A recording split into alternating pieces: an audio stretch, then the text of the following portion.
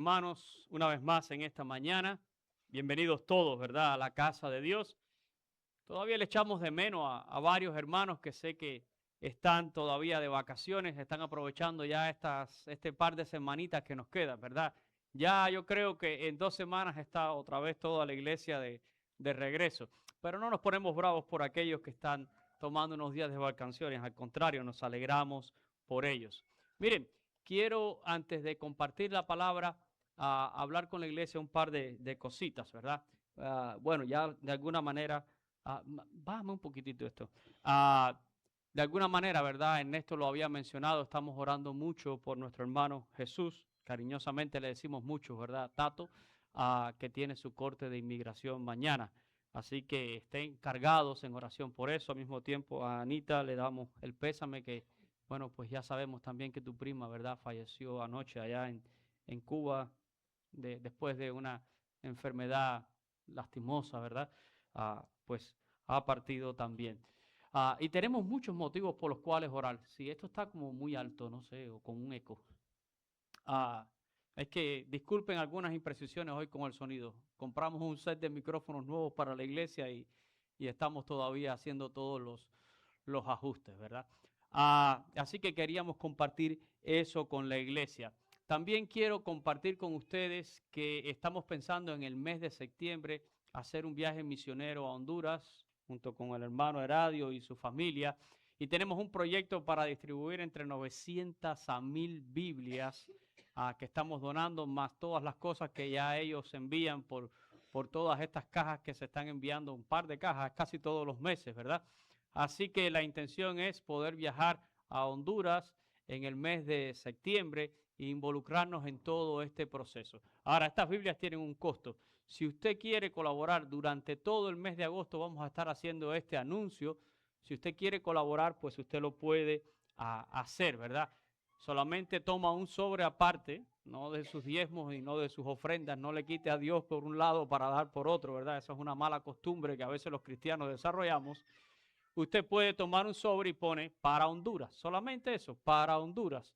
Y nuestros hermanos tesoreros pues van a saber que ese dinero va a estar destinado. Igual si lo envía, por favor, por la vía electrónica del CEL, allí en el memo, usted le puede poner también para Honduras y cuando ese dinero se recibe, pues se aparta para esta finalidad. Así que todo el que quiera colaborar con esto, pues es bienvenido, ¿verdad? Estaremos haciendo primero Dios este viaje misionero en septiembre. Y una cosa más que quería compartir es un par de minutitos para traerle un saludito de dos personas muy especiales, dos hermanos muy queridos que estuvimos visitando en esta semana y ellos enviaron sus saludos a la iglesia. Así que quiero que lo vean ahí si los tenemos, por favor. Ahí van a descubrir. Aquí estamos con Yayito, que quiere mandar un saludo a la iglesia. Así que ya puedes hablar ahí, Yayo. Yo les mando un saludo con mucho cariño, con mucho amor a todos ustedes y que tengan una buena salud para todos y que la iglesia siga creciendo, que es lo que hace falta y que todos estén bien. Tengan muy buena salud todos. Amén, amén. Ahí se lo daré a los hermanos.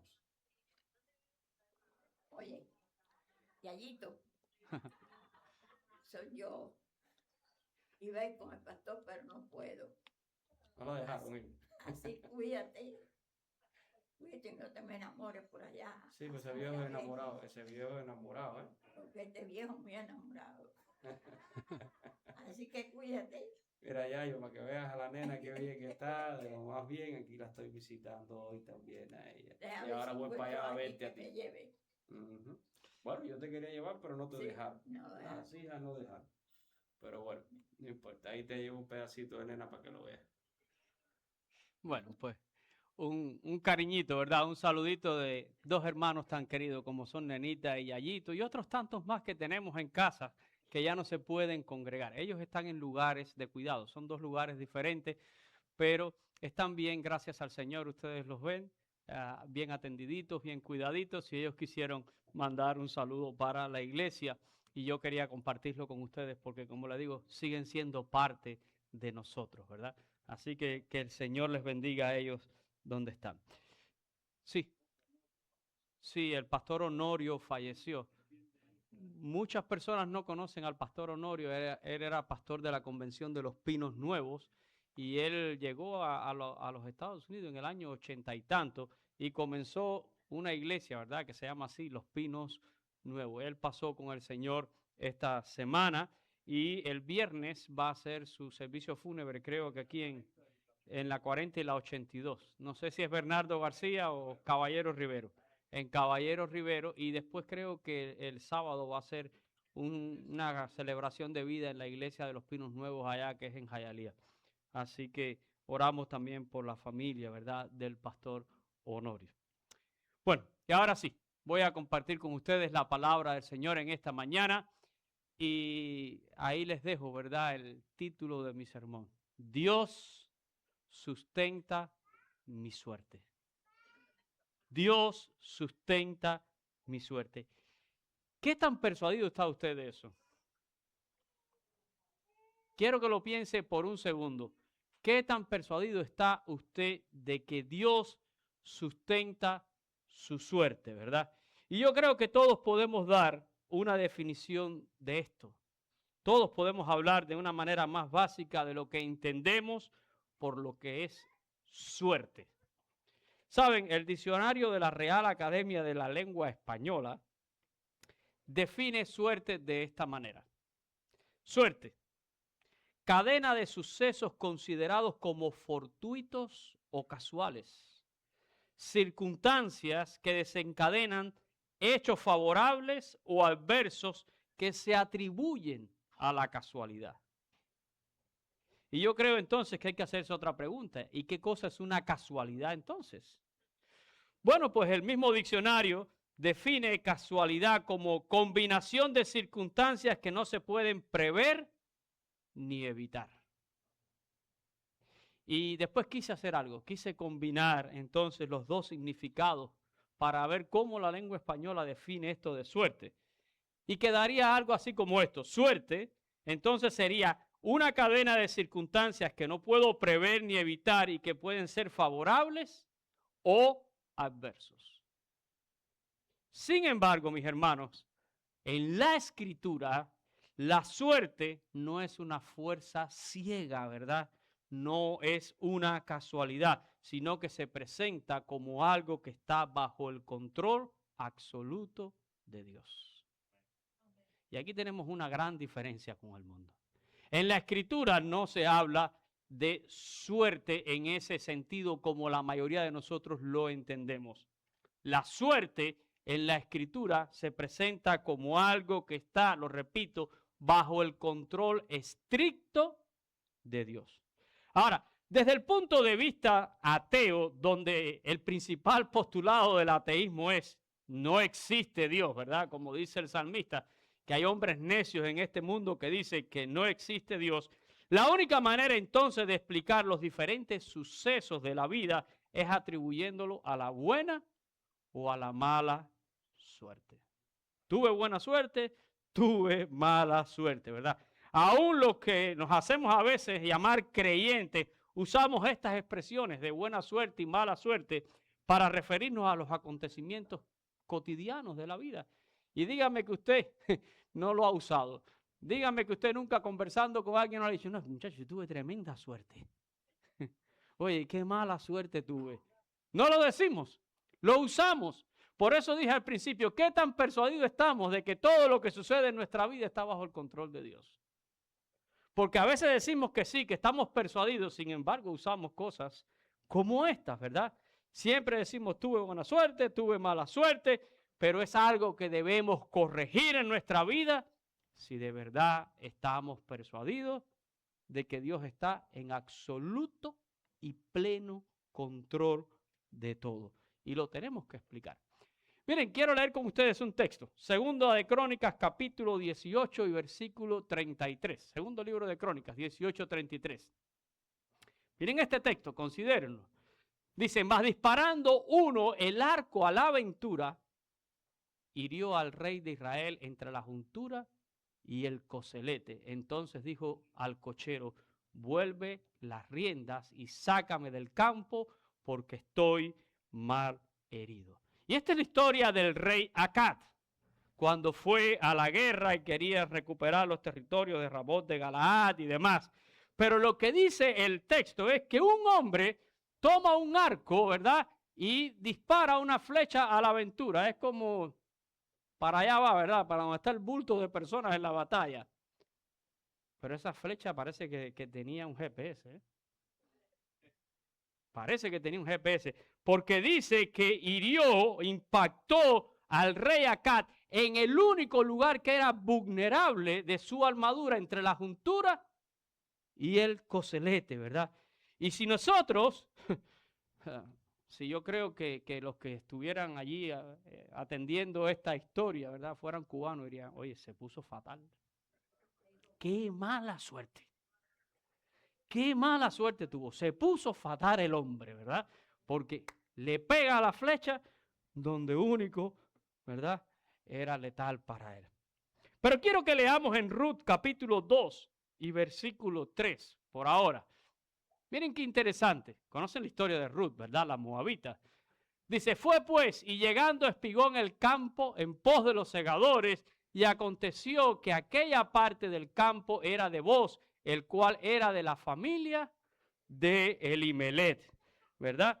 Y aquí se nos dice que Ruth, esta mujer, había regresado con su suegra Noemí desde Moab, desde los campos de Moab hasta Belén. Y imagínense, todas ellas eran viudas. La viuda era una segregada social, así que ella no le quedó más remedio que decir, bueno, voy a ir al campo a espigar, voy a buscar detrás de los segadores, y espigar era ir allí a ver qué iba quedando después que el segador cortaba todas las espigas, siempre quedaba alguna espiguita, algún granito, y voy reuniendo, y a lo mejor con eso hacemos una torta de un pan de cebada, de un pan de trigo. Pero esta mujer es moabita. Ella no conoce allí en Belén a nadie, ni en los alrededores de Belén, ni si esta tierra es de fulano o esta tierra es de mengano. Ella sencillamente salió a resolver el sustento de ella ese día. Y miren que fue al campo de un tal Boz, que era de la familia de Elimelech. Pero si leemos entonces los versículos 19 y 20 del capítulo 2 allí de Ruth, miren lo que dice, y le dijo a su suegra, cuando regresa a la casa, le dice a la suegra, ¿dónde has espigado hoy? ¿Y dónde has trabajado? Bendito sea el que te ha reconocido. Y contó ella a su suegra con quien había trabajado y dijo, el nombre del varón con quien hoy he trabajado es Boz.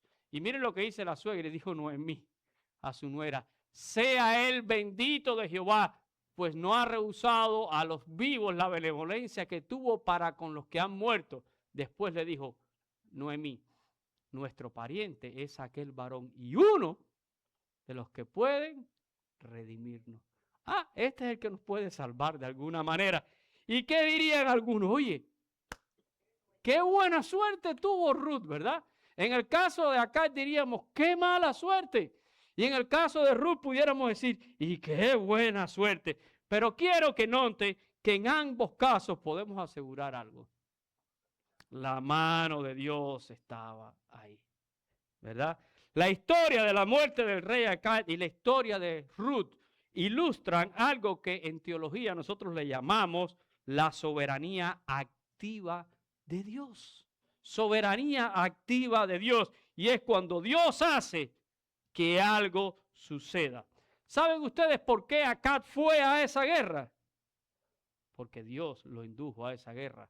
Incluso Dios permitió que un espíritu de mentira estuviera en boca de los falsos profetas que tenía el rey Acab para inducirlo a la guerra.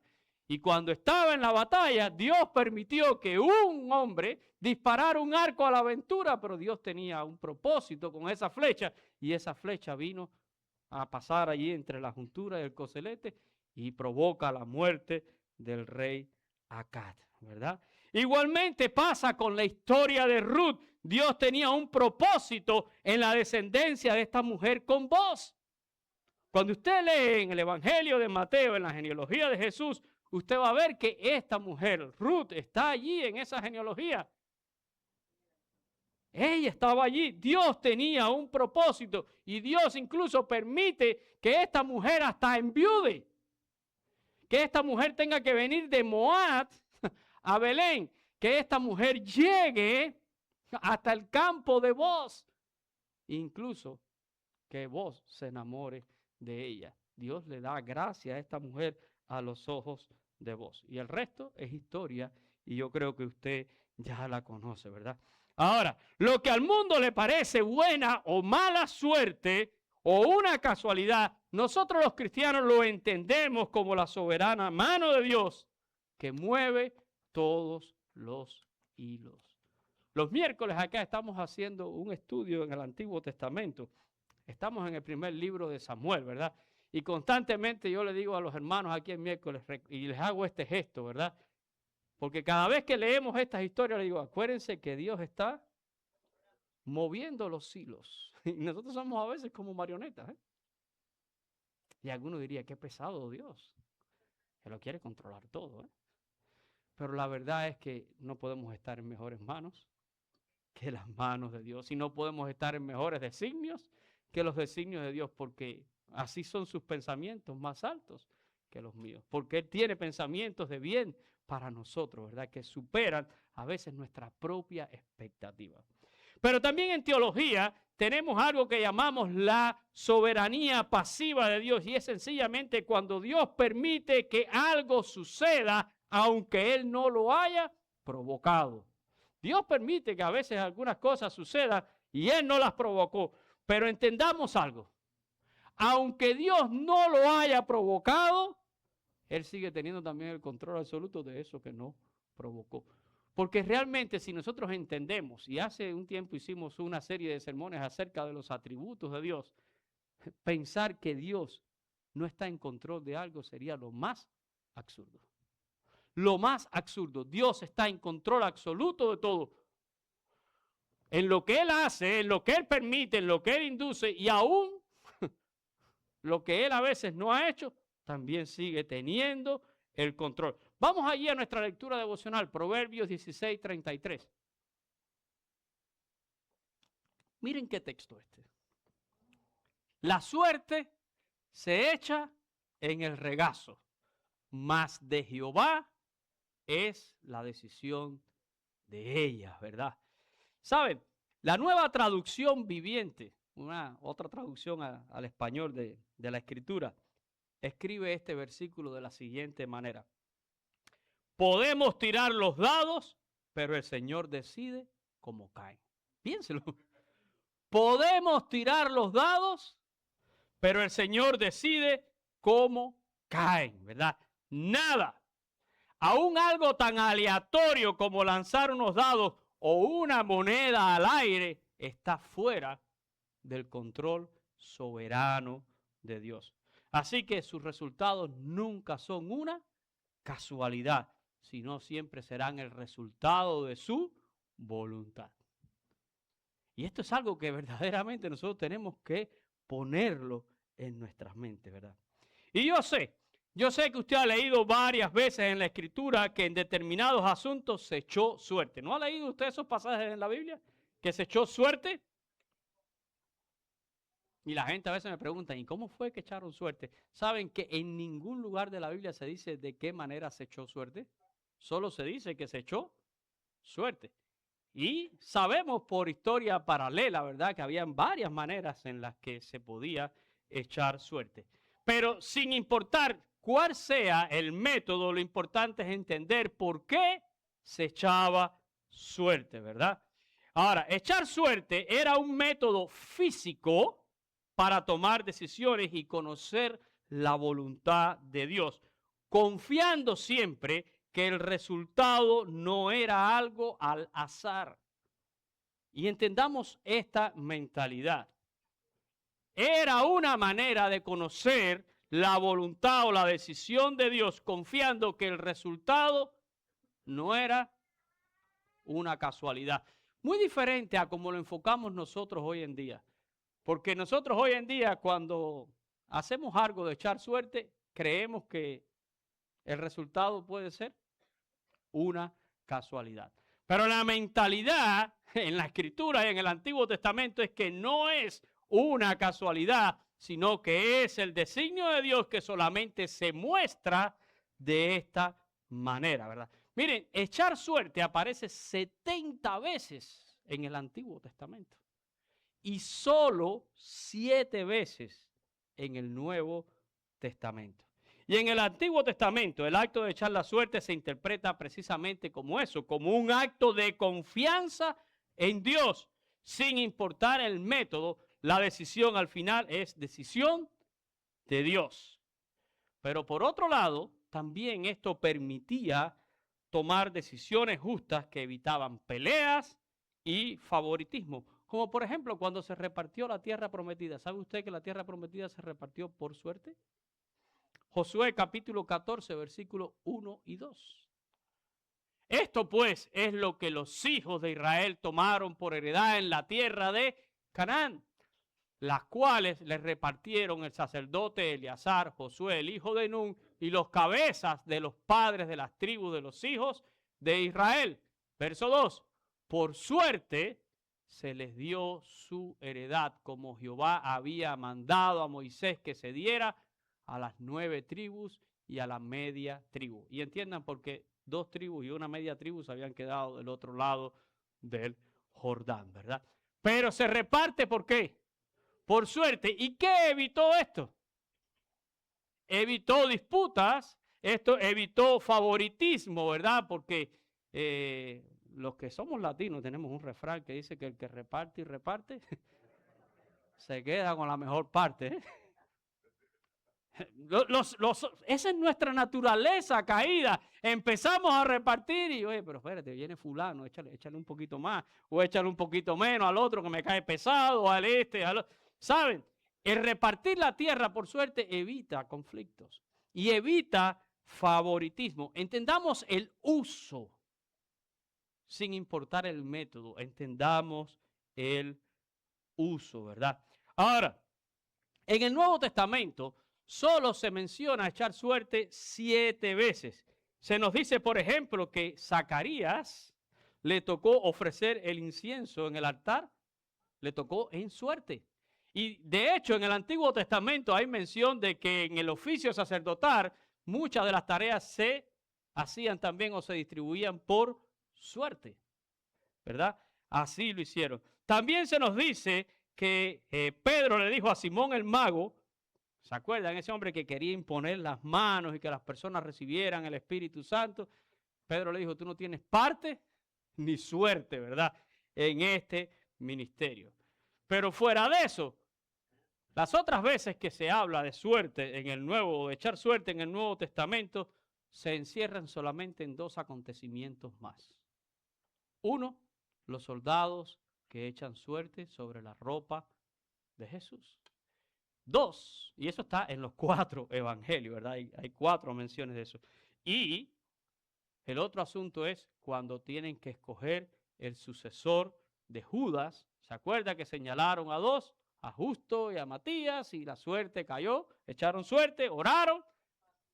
Y cuando dice que oraron, porque miren que ahí habían 2 candidatos que eran buenos, que cumplían los requisitos. Y ojo, también es bueno hacer aquí un paréntesis. ¿Por qué no se quedaron con 2 apóstoles si los 2 eran buenos? Porque el número era cerrado, ¿verdad?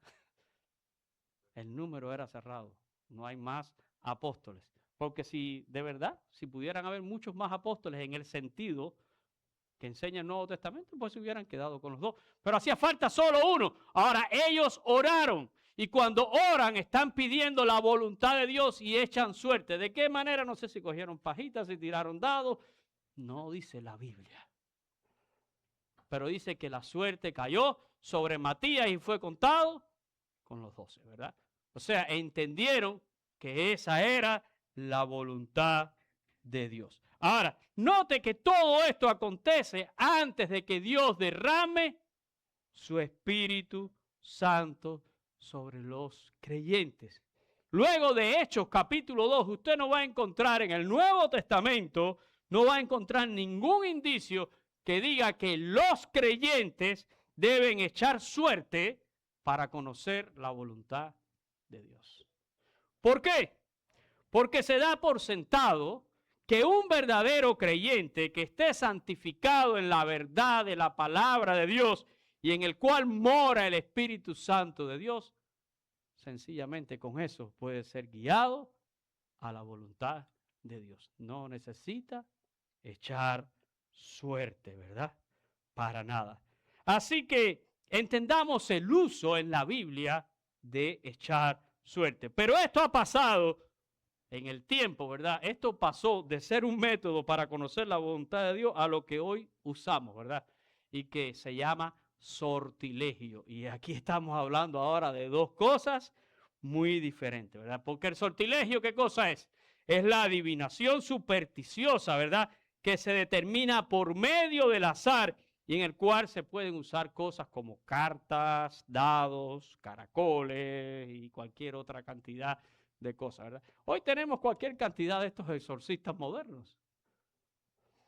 Ven que te voy a tirar las cartas, ven que te voy a tirar los caracoles, ven que te voy a hacer esto, ven que te voy a hacer aquello y a ver cómo sale la cosa y de ahí te voy a hablar y te voy a adivinar el futuro y todas esas cosas, ¿verdad? Y de eso también han devenido los llamados juegos de azar, las loterías y todas esas cosas, ¿verdad? De la cual muchos son esclavos. Muchos son esclavos. Y la pregunta es, ¿aún controla Dios los resultados de los juegos de azar? ¿Qué ustedes creen?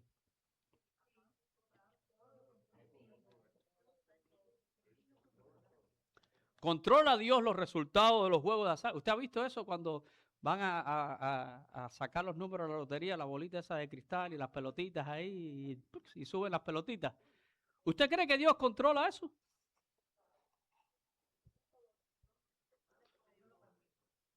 Pues la respuesta es sí. Sí. Sí. Y entendamos quién es Dios. Dios controla eso.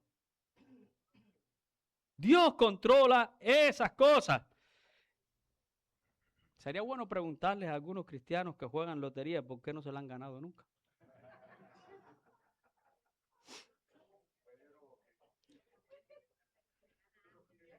¿Por qué? Y yo sé que hay muchos cristianos que juegan lotería. Allá cada cual con el Señor, ¿verdad? Pero la pregunta es, ¿por qué no te la has ganado nunca? Tan sencillo como que no es el plan de Dios para tu vida, ¿verdad? No es el plan de Dios para tu vida. Y aun cuando a Dios probablemente estas cosas no le agradan, porque de alguna manera cuando usted hace eso está rechazándolo un poco a Él o negándolo como su suficiente proveedor, ¿verdad? Pero eso no quita el hecho de que Él controla cómo caen las pelotitas de la lotería. Él lo controla. Él lo controla, ¿verdad? Y yo sé que algunos pueden argumentar, bueno, yo sí que conozco, pastor, algún cristiano que ha cogido su premio por ahí de lotería, ¿verdad? Y entonces, de acuerdo a eso que usted está diciendo en esta mañana, de que Dios controla todo, entonces podemos asumir que Dios le dio la lotería a alguien, ¿verdad? Déjeme decirle que Dios permita una cosa no quiere decir que es la voluntad de Dios para su vida. Que Dios permita, no lo es. Y miren, la Escritura nos deja saber con claridad que hay personas a las que Dios les ha permitido riquezas materiales como bendición de Él. Pero noten que a esas personas Dios les da también, junto con la riqueza material, dice que le da la facultad de disfrutar de ella como parte de su gozo y de su trabajo con el que se afana debajo del sol. Libro de Eclesiastés, capítulo 5, versículo 19. ¿Puede Dios bendecir materialmente con riqueza a una persona? Sí, Dios lo puede hacer, pero lo hace como Él quiere y a quien Él quiere, ¿eh?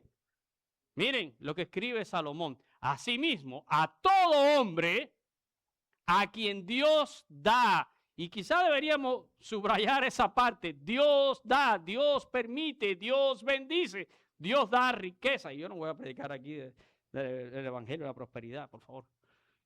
Pero Dios da riqueza, lo puede hacer. Y bienes. Y le da también, miren, aquí es donde está la verdadera bendición. Y Dios le da también, ¿qué cosa? La facultad para que coma de ella y tome su parte y goce de su... También señala ahí la palabra trabajo, porque algunos quieren ganarse la lotería para no tener que... Note. Y goce de su trabajo, ¿verdad? Dice, esto es, ¿qué cosa? Don de Dios, regalo de Dios, ¿verdad? Pero la mayoría lo que quieren es riqueza sin esfuerzo, sin trabajo. Lo ideal sería ir y comprar un billetico y por la noche sentarme ahí. Y de pronto cambió mi vida, ¿verdad? Soy millonario y no tuve que trabajar por eso. Pero lo interesante es que Dios le da a estas personas esa facultad de disfrutar con todo lo que Él les ha permitido. Pero la palabra de Dios no hierra, ¿verdad? Y Salomón escribe la otra cara de la moneda, Eclesiastés capítulo 6, versículo 1 y 2. Miren lo que dice el texto. Dice Salomón, y empieza diciendo, hay un mal, esto es malo, hay un mal que he visto debajo del cielo y muy común, o sea, pasa bastante, muy común entre los hombres. Miren cuál es ese mal. El hombre a quien Dios da, y fíjense, Dios da riqueza y bienes y honra y nada le falta de todo lo que su alma desea. Punto. Un momentito. Voy a pararme ahí. ¿Conoce usted a alguien así? Hay mucha gente en este mundo que tienen riqueza, que tienen bienes, que tienen honra, fama. Nada le falta de todo lo que quizás su alma pudiera desear. Tienen 5 carros, carros deportivos, colecciones de estos, vacacionan todos los años, tienen todo. Pero, aquí es donde está el problema, ¿verdad? Pero, Dios no le da, ¿qué cosa? La facultad de disfrutar de ellos, sino que lo disfrutan, ¿quiénes? Los extraños. Y dice, esto es vanidad y mal doloroso. ¡Wow! Así que Salomón concluye que esto es una vanidad en la vida y es un mal doloroso. Y yo sé que usted conoce personas así, ¿verdad? Que son tan pobres que lo único que tienen es dinero. Yo conozco a muchos que son tan pobres que lo único que tienen es dinero, pero no tienen un hogar, no tienen una familia, no tienen salud, no tienen felicidad. Recuerde lo que dice el apóstol Pablo en 1 de Timoteo capítulo 6 y versículo 10, que la raíz de todos los males es el amor al dinero. Y miren, el cual codiciando a algunos, porque eso es codicia en el corazón, ¿verdad? Sean ¿qué? Y ahí empezamos a torcer las cosas, ¿verdad? Se han extraviado de la fe y fueron traspasados de muchos dolores, porque estas cosas realmente traen consecuencias a nuestra vida. Pero retomando el tema de la suerte, hermanos, nosotros los hijos de Dios tenemos que vivir persuadidos, ya deje la lotería de un lado, tenemos que vivir persuadidos de que todo lo que acontece a nuestra vida no obedece a la casualidad, no es buena, no es mala suerte. Nosotros vivimos en los designios del Dios Altísimo. Los designios de Él para nuestra vida, nos gusten o no nos gusten, los entendamos o no los entendamos. Recuerden, no todo lo que sucede en nuestra vida es iniciativa de Dios, pero todo lo que sucede en nuestra vida sí es permitido por Dios. Muchas veces la iniciativa de algunas cosas las tomamos nosotros. No es necesariamente lo que Dios quiere hacer en nuestra vida, somos nosotros. Pero Dios es tan soberano que aún puede permitirlo, ¿verdad? Ahora, nosotros queremos que nos pasen solamente ¿qué? Cosas buenas. A ver, ¿quién quiere aquí tener mala suerte? Y cuidado con los supersticiosos, los que se les rompió el espejo y 7 años de mala suerte y todas esas cosas, ¿verdad? Y el gato negro, y si pasó el gato negro yo no camino por ahí. Esa es superstición, hermano. ¿Cómo puedo yo decir que tengo fe en Dios y un Dios que controla todas las cosas y vivir bajo todos estos absurdos, por decirlo de alguna manera? Pero seamos honestos, nuestra naturaleza caída solo quiere cosas buenas que nos gratifiquen Y si vamos a creer en la suerte, pues solo quiero que me pasen cosas que tengan que ver con buena suerte, ¿verdad? Pero Dios permite de todo en la vida. Y Dios no desperdicia nada de lo que pasa en nuestra vida, aún lo bueno y aún lo malo. Él lo usa todo y yo debo prestar atención a lo que Él permite en mi vida. ¿Sabe? Job era un hombre que tenía esto muy claro. Job reprendió a su mujer que lo estaba incitando a maldecir a Dios por los eventos desafortunados que él estaba viviendo. Job capítulo 2 y versículo 10. Y aquí está el campeón de la mala suerte. Humanamente aquí está el campeón de la mala suerte. El hombre que perdió todos sus bienes materiales, el hombre que perdió todos sus siervos, todos sus esclavos, el hombre que perdió a todos sus hijos y el hombre que pierde hasta su salud de una manera extremadamente difícil. Y uno diría, no, este hombre es el campeón de la mala suerte. Pero Job tenía muy buen concepto. En algunos momentos he tenido buena suerte, diría Job, ¿verdad? Yo he sido bendecido por Dios. Y cuando su mujer lo está de alguna manera animando a que maldiga a Dios por todo lo que ha pasado, esto es lo que le dice. Como suele hablar cualquiera de las mujeres fatuas, tú has hablado. ¿Qué? ¿Recibiremos de Dios el bien y el mal no lo recibiremos? Como diciendo, ¿quién te crees tú que somos nosotros para que nunca nos pase algo contrario en la vida? ¿Será que alguno de nosotros se puede poner en pie aquí y decir, a mi vida ha transcurrido, hermano, que eso ha sido un camino por pétalos de rosa? Jamás me ha pasado nada contrario, ¿verdad? Jamás he tenido que sufrir, que llorar, que pasar por un evento difícil. Nada me ha causado tristeza en la vida. Ah, no, entonces tú fueras el paraíso. Pero no lo es. No lo es. Recibimos de Dios el bien y el mal. Y si bien el mal no tiene origen en Dios, sino que el origen del mal está en el pecado, Dios permite muchas veces que algunas cosas lleguen a nuestras vidas.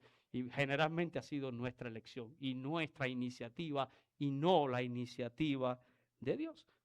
Pero ahí está. Tenemos el ejemplo de Nabucodonosor. ¿Han oído ustedes hablar de este rey?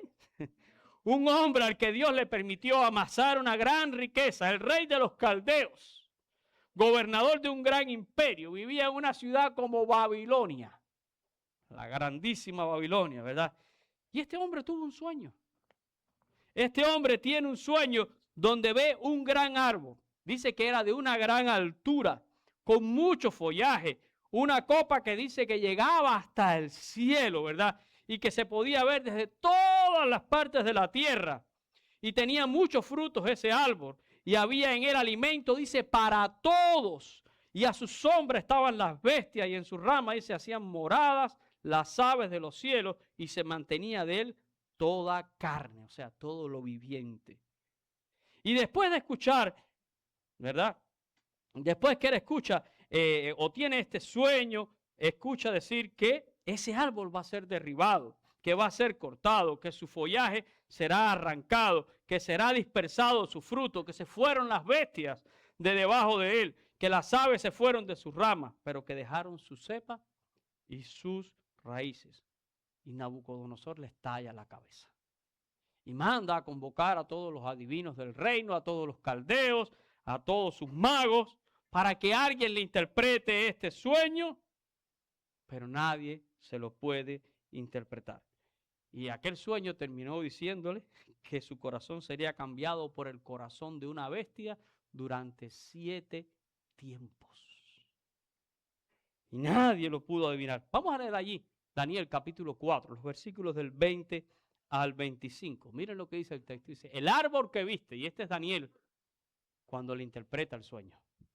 El árbol que viste que crecía y se hacía fuerte y cuya copa llega hasta el cielo y se veía desde todos los confines de la tierra, cuyo follaje era hermoso y su fruto abundante, y en él había alimento para todos, debajo del cual moraban las bestias del campo y en cuyas ramas andaban las aves del cielo. Tú mismo eres, oh rey, que te creíste, que creciste y te hiciste fuerte, pues creció tu grandeza y ha llegado hasta el cielo y tu dominio hasta los confines de la tierra. Y en cuanto a lo que vio el rey, un vigilante y santo que descendía del cielo y decía, cortar el árbol y destruirlo, mas la cepa de sus raíces dejaréis en la tierra, con atadura de hierro y de bronce en la hierba del campo, y sea mojado con el rocío del cielo y con las bestias del campo, sea su parte hasta que pase sobre él 7 tiempos. Esta es la interpretación, oh rey, y la sentencia del Altísimo que ha venido sobre mi señor el rey, que te echará de entre los hombres, y con las bestias del campo será tu morada, y con hierba del campo te apacentarás como a los bueyes, y con el rocío del cielo serás bañado, y 7 tiempos pasarán sobre ti, hasta que conozcas que el Altísimo tiene dominio en el reino de los hombres, y que lo da a quien él quiere. ¡Wow! Van a pasarte, Nabucodonosor. Miren, el sueño es la grandeza de Nabucodonosor. Nabucodonosor es ese árbol, ¿verdad? Un árbol que llegaba al cielo, un árbol que dice que sus ramas se extendían sobre toda la faz de la tierra, se veía de cualquier lugar. Un árbol donde las bestias se refugiaban y las aves de los cielos, dice, tenían sus nidos en el follaje. Y dice, y toda carne se alimentaba de él. Estamos hablando de la grandeza de Nabucodonosor y de su reino. Pero le dice a Daniel, todo esto se te va a quitar y te van a dar el corazón de una bestia y vas a comer hierba como un buey y te vas a bañar con el rocío y serás echado ahí entre los animales por 7 tiempos. Pero eso va a ser, Nabucodonosor, hasta que conozcas que el Altísimo tiene dominio en el reino de los hombres y lo da a quien él quiere. Hasta que tú conozcas que Dios tiene todo el dominio. Qué gran verdad está diciendo Daniel aquí a Nabucodonosor, y todos nosotros deberíamos de aprenderla también. Dios tiene el dominio absoluto del reino de los hombres, y sabemos también que el de los cielos. Jesús dijo, toda potestad me es dada en el cielo y en la tierra. Toda potestad. Miren, Nabucodonosor creía que él podía regir su destino, su suerte en este mundo, y se engrandecía a sí mismo. ¿Hasta cuándo? Hasta que se cumple esta palabra de la interpretación que Daniel le da de su sueño. Vamos a leer ahora unos textos más, ahí en Daniel capítulo 4, ahora del 28 al 35. Dice, todo esto vino sobre el rey Nabucodonosor. Él dice, al cabo de 12 meses, paseando en el palacio real de Babilonia, habló el rey y dijo, ¿no es esta la gran Babilonia que yo edifiqué para casa real con la fuerza de mi poder y para gloria de mí? Miren cómo se está engrandeciendo este hombre, ¿verdad? De mi majestad. Aún estaba la palabra en su boca del rey cuando vino una voz del cielo. A ti se te dice, rey Nabucodonosor, el reino ha sido quitado de ti.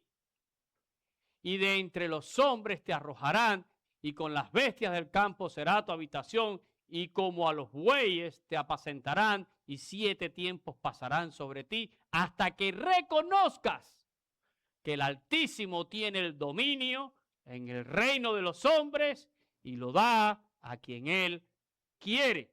Verso 33, en la misma hora se cumplió la palabra sobre Nabucodonosor y fue echado de entre los hombres y comía hierba como los bueyes y su cuerpo se mojaba con el rocío del cielo hasta que su pelo creció como plumas de águila y sus uñas como las aves, como la de las aves. Mas al final del tiempo yo, Nabucodonosor, alcé mis ojos al cielo y mi razón me fue. ¿Cuándo? Cuando alzó sus ojos al cielo, ¿verdad? Y bendije al Altísimo y alabé y glorifiqué al que vive para siempre, cuyo dominio es sempiterno, eso quiere decir eterno, para siempre, ¿verdad? Y su reino por todas las edades. Aguántame el 35 ahí. Aguántame el 35. ¿Cuántos Nabucodonosor usted conoce en esta tierra? ¿Cuánta gente soberbia delante de Dios? ¿Cuánta gente que se engrandece a sí mismo? ¿Cuánta gente que creen que pueden decidir lo que ellos llaman su suerte en esta vida? Y a veces Dios te tiene que arrojar como a Nabucodonosor, ¿verdad? A veces te tiene que poner entre las bestias. A veces tienes que pasar por ciertas cosas para entender que es Dios el que tiene el dominio en el reino de los hombres. Y yo quiero hacer énfasis ahora en el verso 35, una vez que Nabucodonosor pasa por esta prueba. Miren lo que dice este hombre. Escuche. Todos los habitantes de la tierra son considerados como ¿qué? ¿Quién eres tú delante de Dios? Nada. ¿Quiénes somos nosotros delante del Altísimo? No somos nada.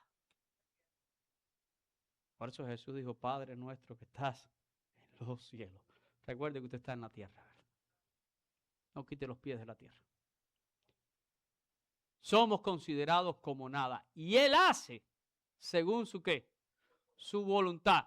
¿Dónde? En el ejército del cielo y en los habitantes de la tierra. Y no hay quien detenga su mano y le diga, ¿qué haces? ¿Quién de nosotros pudiera detener la mano de Dios sobre su vida? Ninguno de nosotros podemos detener los designios de Dios sobre nuestras vidas. Ninguno de nosotros ni siquiera puede preguntarle a Dios, ¿qué es lo que estás haciendo conmigo? Él hace. Él hace. Él determina en el cielo y en la tierra.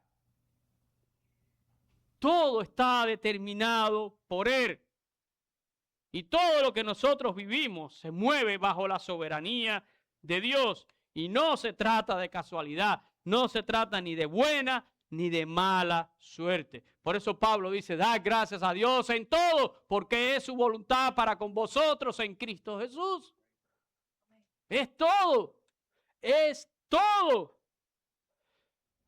Miren, Eliú, aquel joven que interviene en la conversación de Jod con sus amigos. Ustedes saben que cuando Jod pasa por todos estos eventos desafortunados, que algunos dirían la peor suerte del mundo, vienen algunos amigos a consolarlo. Y Eliú dijo, yo pensé que los años iban a hablar sabiduría, pero aquellos fueron consoladores molestos, ¿verdad? Yo espero que usted haya leído el libro de Jod y sepa de qué estoy hablando. Pero es interesante que cuando Eliú interviene, Eliú dice algo acerca de Dios, porque Jod estaba contendiendo con Dios de alguna manera, ¿verdad? Un poquito que Jod había caído en eso último que dice aquí Nabucodonosor, porque Jod estaba preguntándole a Dios como, ¿qué haces, verdad? Si yo pudiera argumentar mi causa delante de él, decía Jod, si yo pudiera darle rienda suelta, ¿verdad?, a mis palabras. Jod se sentía contrariado. Es un ser humano, como nos sentimos nosotros a veces cuando no entendemos los eventos de nuestra vida, cuando no entendemos las cosas que están pasando, cuando nos sentimos lastimados por pérdidas o por cosas que suceden. A veces le decimos a Dios, ¿qué hace? Pero Nabucodonosor dice que ni tan siquiera tenemos el derecho de preguntarle a Dios, ¿qué es lo que tú estás haciendo conmigo, verdad?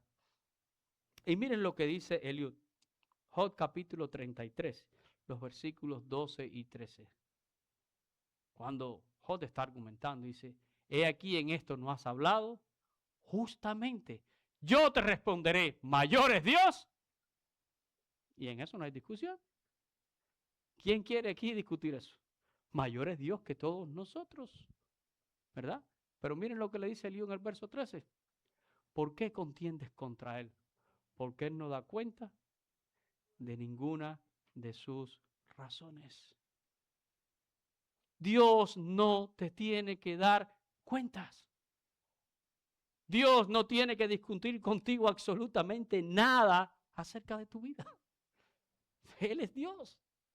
Él es mayor que tú. Él decide, Él permite. Él no tiene que darte ninguna razón. Y piénselo, usted como padre, usted le dice a su niño pequeño, oye, ¿sabes qué? Arréglate que vamos a salir Y el niño empieza a preguntar, ¿y por qué? ¿Y a dónde vamos? Y el este, oye, arréglate. Y no le das razones a tu hijo. ¿Por qué? Porque tú eres el adulto, porque tú eres el mayor, porque él debe obedecerte, porque no tengo por qué decirte ni a dónde vamos ni a qué vamos. Tú eres mi hijo y punto. Yo decido. Bueno, Él es nuestro Padre Celestial. Él no tiene que darnos a nosotros ninguna razón, ¿verdad? De nada de lo que hace en nuestra vida. Pero yo tengo que vivir persuadido que lo que yo estoy viviendo hoy, sea bueno, sea malo, lo entienda, no lo entienda. La gente me diga que es buena suerte o que es mala suerte. Yo tengo que vivir persuadido que es voluntad y designio de Dios. Así que mi hermano que me estás escuchando, ¿verdad? Una de nuestras grandes bendiciones, ¿saben cuál es? Vivir bajo la soberanía de Dios. Eso es una bendición. Quizás algunos no lo consideren así. De hecho, la mayoría de los hombres no consideran una bendición vivir bajo la soberanía de Dios. Pero por mucho que no consideren que es una bendición, como quiera, viven bajo la soberanía de Dios. Porque el hombre puede tirar los dados, pero Dios acomoda como caen. Porque la suerte se echa en el regazo, pero de Jehová son las decisiones. Y yo no vivo por la casualidad. Y no debo vivir buscando la casualidad ni echando suerte. Hay tantas cosas que a veces los cristianos hacemos que es increíble, ¿verdad? A ver, en suerte, voy a leer la Biblia, un texto, Señor. ¿Usted quiere cosas más absurdas que esa? Cosa más tonta que esa. Lea la Biblia, aprenda la palabra de Dios. Dios no funciona así, ¿verdad? Dios no funciona de esta manera. Así que al final, mis hermanos, les digo en esta mañana, vivamos persuadidos de lo que dice el título de mi sermón. Mi suerte la sustenta Dios. Mi suerte la sustenta Dios. ¿A favor? ¿En contra? Bueno, malo, lo entiendo, no lo entiendo. Mi suerte la sustenta Dios. Vamos a orar en esta mañana. Oh Padre, qué gran verdad es tu palabra, Señor. Y cómo golpea nuestro corazón, cómo golpea nuestra mente, Señor. Porque ella es martillo para destruir cosas que no están bien en nuestra vida, pero también es martillo para construir lo que es correcto, Señor. Y esta palabra llega como amonestación también a nuestras vidas. Porque, Señor, tenemos que vivir persuadidos de que tú tienes el control absoluto de todas las cosas que ocurren, no en este mundo, en todo el universo, en toda tu creación, Señor. Nada escapa a tu control. Así yo lo entienda o no lo entienda, me guste o no me guste, lo acepte o lo rechace. Yo vivo bajo tu soberanía y mi suerte, lo que el mundo llama suerte, Señor, mi suerte es sustentada por ti. Porque tú eres el que tienes pensamientos sobre mi vida y tus pensamientos son mejores que mis pensamientos. Ayúdame, Señor, a estar firme en esta verdad, en esta realidad, Señor. Gracias, porque cuando esto se hace fuerte en mi vida, yo puedo abandonarme en tus brazos, Señor, sabiendo que tú estás en perfecto control. Bendice esta palabra en nuestras vidas, Señor, y que no se nos olvide ni por un segundo. Guárdanos en completa paz. Lo pedimos en el nombre de Cristo Jesús. Amén y amén.